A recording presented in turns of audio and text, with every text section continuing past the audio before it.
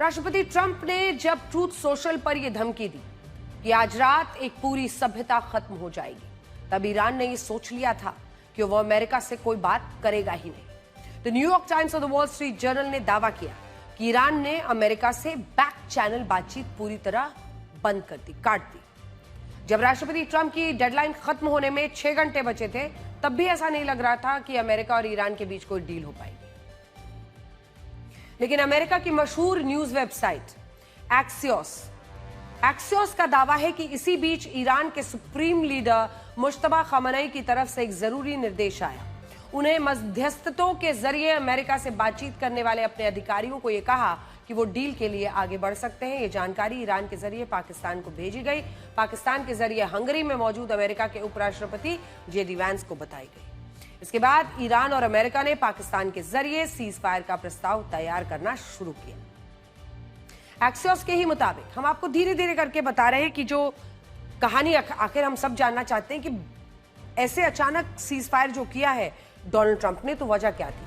तो एक्सियोस के मुताबिक दोपहर 3 बजे तक ईरान की IRGC यानी इस्लामिक रेवोल्यूशनरी गार्ड कॉर्प्स के कमांडर्स इस बातचीत से खुश नहीं थे।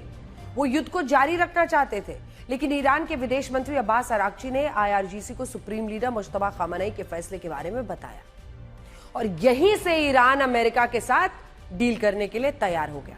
हालांकि यहां एक और सवाल यह भी है कि जब मुश्तबा खamenei अस्पताल में है, उन्हें अचेत अवस्था में बताया जा रहा है, तो उन्होंने ये निर्देश दिए कैसे, जिसका दावा एक्सियोस कर रहा है, अमेरिका का एक वेबसाइट। खैर, दावा है कि ईरान ने संदेश मिलने के बाद उपराष्ट्रपति जेडी वैंस ने खुद इसकी जानकारी राष्ट्रपति ट्रंप को दी और इस दौरान राष्ट्रपति ट्रंप 3 नेताओं के संपर्क में रहे।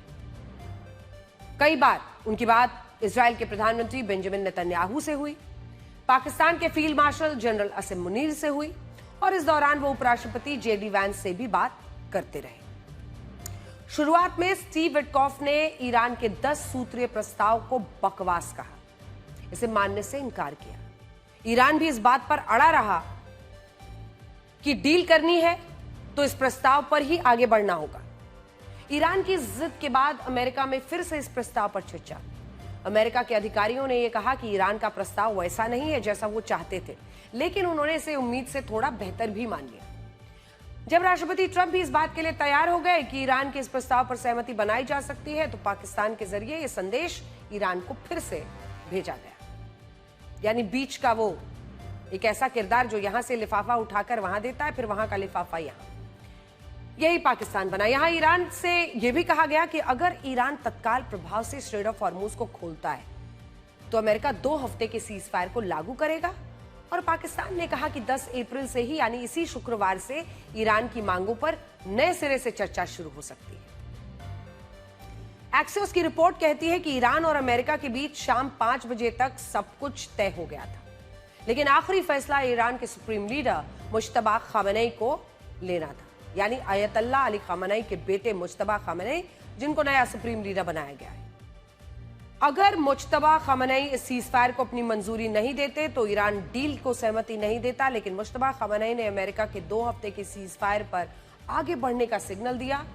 एक्सियोस के हवाले से हम बता रहे हैं, क्योंकि आज भी ऐसे अनेकों लोग हैं जो ये बता रहे हैं कि अचेत व्यवस्था में है मुश्तबा खamenei, और इसी वजह से ना वो सामने आ रहे हैं ना उनकी आवाज आ रही है। खैर, यही बताया जा रहा है एक्सियोस के मुताबिक कि उन्होंने ग्रीन सिग्नल दिया कि भाई ये 2 हफ्ते का सीज फायर कीजिए, और इसी के बाद शाम को 6:32 पर राष्ट्रपति ट्रंप ने 2 हफ्तों के सीज फायर का ऐलान किया। यहां जरूरी बात यह है कि सीज फायर का पूरा श्रेय पाकिस्तान ले रहा है, जबकि हकीकत इससे अलग है।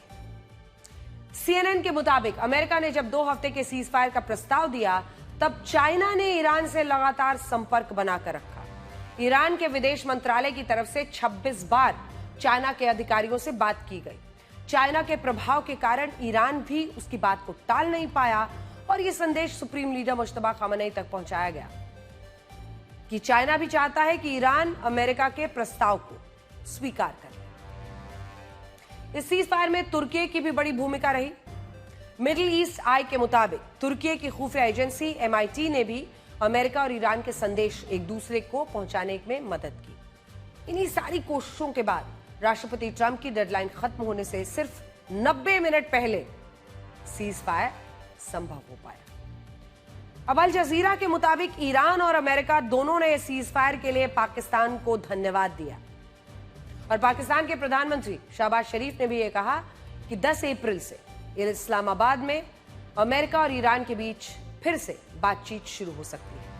अब यह बात तो सही है कि पाकिस्तान ने सीज फायर में एक मैसेंजर की भूमिका निभाई, लेकिन यह भी सच है कि सीज फायर में पाकिस्तान ने अपनी भूमिका को बढ़ा चढ़ाकर दिखाया है।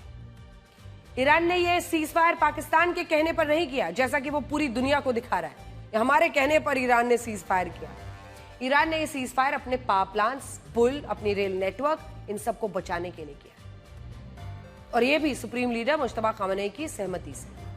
जो लोग ये नैरेटिव बना रहे हैं कि पाकिस्तान के कहने पर अमेरिका और ईरान इस सीज फायर के लिए तैयार हुआ, जो लोग भारत के अंदर रहकर भी अभी पाकिस्तान के खूब गुणगान कर रहे हैं, वो लोग झूठ फैला रहे हैं। वो सिर्फ यहां से वहां लिफाफा पहुंचाने वाला भूमिका में था, इससे ज्यादा कुछ नहीं। हकीकत तो यह है कि पाकिस्तान इस सीज फायर में अमेरिका के लिए कठपुतली की तरह इस्तेमाल हुआ है और अब तो यह भी पूछा जा रहा है कि क्या पाकिस्तान के प्रधानमंत्री शहबाज शरीफ ने जिस एक्स पोस्ट में सीज फायर की अपील की थी उसे अमेरिका द्वारा लिखा गया था। इस पोस्ट में शहबाज शरीफ ने लिखा है कि राष्ट्रपति ट्रंप अपनी डेडलाइन को 2 हफ्तों के लिए आगे बढ़ाएं, ईरान स्ट्रेट ऑफ हॉर्मुज को तत्काल प्रभाव से खोल दे। अब इस पोस्ट में कोई गड़बड़ी नहीं थी, लेकिन इसे एक बार एडिट किया गया था और एडिट इसलिए किया गया था क्योंकि इसके पहले वर्जन में लिखा था, ऊपर वाली लाइन जो आपको रेड में हम हाईलाइट करके दिखा रहे हैं, draft Pakistan PM message on x. अब ये लाइन किसी भी पोस्ट में तभी लिखी हो सकती है जब इसे बाहरी देश से लिखकर भेजा गया, क्योंकि अगर ये पोस्ट पाकिस्तान के अंदर लिखी गई होती और गलती से ये लाइन छूटी थी तो शहबाज शरीफ की टीम ही लिखती, तो वो इसमें शायद पाकिस्तान पीएम नहीं लिखते, वो पीएम लिखते, पीएम्स मैसेज ऑन एक्स। जैसे भारत के अंदर अगर कोई ऐसा पोस्ट बनाया जाएगा तो इंडियन पीएम नहीं लिखा जाएगा, पीएम्स पोस्ट ऑन एक्स लिखा जाएगा। लेकिन ऐसा हुआ और इससे यह आशंका बढ़ जाती है कि क्या शहबाज शरीफ ने व्हाइट हाउस से भेजा गया मैसेज सीधे कॉपी पेस्ट कर दिया, मतलब हड़बड़ाहट में। और अगर ये मैसेज व्हाइट हाउस से लिखकर भेजा गया तो फिर पाकिस्तान कैसे सीज फायर का क्रेडिट ले सकता है?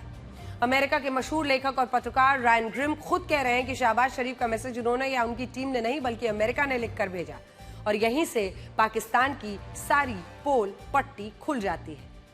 बहुत सारे लोग ऐसे भी हैं जो सीज फायर के लिए आसिम मुनीर को हीरो बना रहे हैं, लेकिन क्या आप जानते हैं ईरान आसिम मुनीर पर जरा भी भरोसा नहीं करता।